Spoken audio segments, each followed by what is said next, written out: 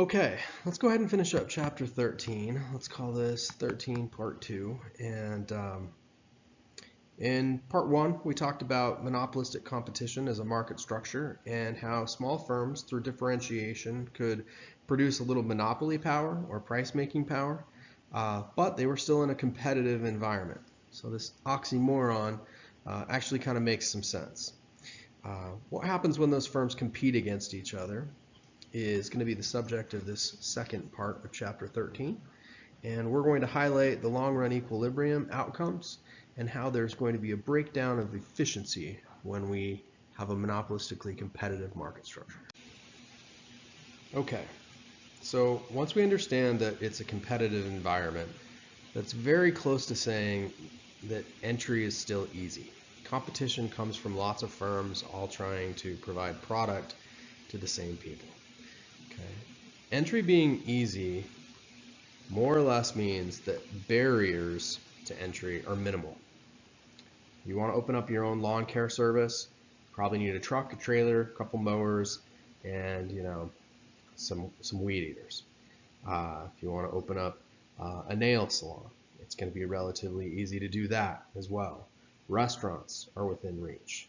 Okay, there's a lot of mom and pop sort of industries that have relatively low barriers and you can jump in.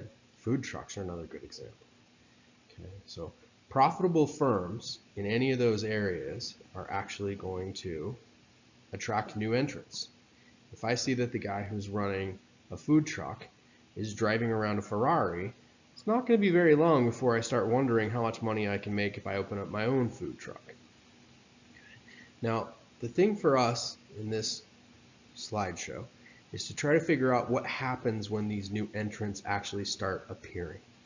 And to give you a preview, what's going to happen is the demand curve is going to shrink. It's going to move to the left because, of course, more competitors offering similar things are going to steal some of your customers. It's also going to make your demand curve flatter because you're going to have more substitutes, and that means that buyers have got other choices and they're going to be a little more sensitive to you raising prices. Okay. The long-run equilibrium, just like in perfect competition, is going to be achieved when there's no incentive to enter or exit the industry. Or, put another way, we are going to reach long-run equilibrium when profits equal zero. Zero profits don't attract any new entrants, and it's not driving people out of the industry either. Okay, so let's go ahead and look at this graphically. Let's say that we're dealing with a brew pub, and this brew pub is a monopolistically competitive firm, and people are watching them. They're doing relatively well. Other people start saying, hey, I brew beer in my garage. I think I can open up a brew pub. And they start doing that. What you're going to end up with then is that our existing brew pub is going to realize that they're going to start losing demand. Demand's going to shift to the left, and it's likely going to flatten as well. And of course, when the demand curve moves into the left, you've got to realize that what you're dealing with now is your marginal revenue curve is going to move in as well.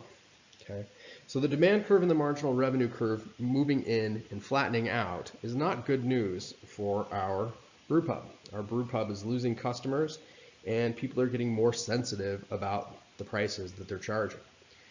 Lots of close substitutes around. As more and more people enter, we're going to essentially see that the demand curve is going to keep moving in to the left, and the marginal revenue curve is going to follow it.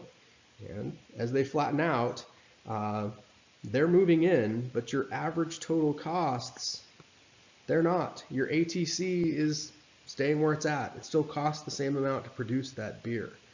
Eventually, the demand curve and the marginal revenue curve have moved so far in that what we're going to see is that your Q star that eventually prevails is just barely going to be able to generate a price that's equal to the ATC. So what you can see here is that our green total revenue box is actually going to be the same size as our red average total cost box. We've essentially forced this firm into a break-even scenario. That means that their profits are equal to 0. No one wants to join anymore, and they're not being driven out either. They're doing as well as their next best alternative. Okay. What I want you to recognize about this is that when the ATC is tangent to your demand curve, this is the break-even scenario for a monopolistically competitive firm, and we're going to expect that that's where they end up in the long run. Okay, so that long-run equilibrium is going to have some consequences. Once you have enough firms competing over the same amount of buyers, you are going to see that it drives back Q star, and they are going to end up at a Q star that is directly here, and this Q star is not out here at the minimum.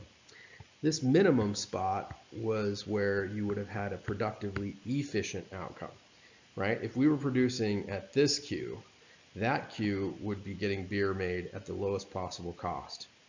As you had all of these people enter in and fight, and you moved away from more competitive to less competitive scenarios, you're going to end up with them producing Q star. Now, Q star is still the way for them to maximize profits, but I want you to notice they are going to actually be making those beers at a higher cost. Okay, so it's productively inefficient. You could also think about this space between the Qs as excess capacity. They have the ability to produce at lower costs, but they are not actually in a position where they are doing that. Okay. On top of it being productively inefficient, you can see that it's also allocatively inefficient.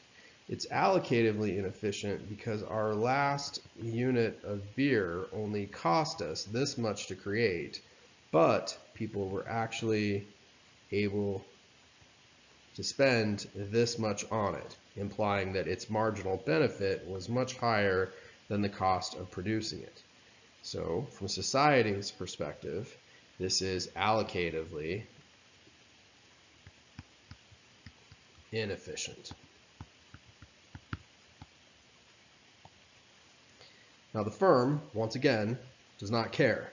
That Q star is the best way for them to actually get your profit maximizing outcome, your best profits. What's significant for us though is you can see that price is actually higher than what you would have paid. Keep in mind, under perfect competition, price would have been driven to the minimum of the ATC, and quantity also would have been out there at the minimum of the ATC. That's not happening either. Quantity is going down while price is going up. Okay, this is why folks are going to say that all of the imperfectly competitive market structures are inefficient to some extent. As the curve gets steeper and steeper, like a monopolist, the demand curve that is, this is going to get worse and worse. All right, that should give you a pretty good handle on monopolistic competition.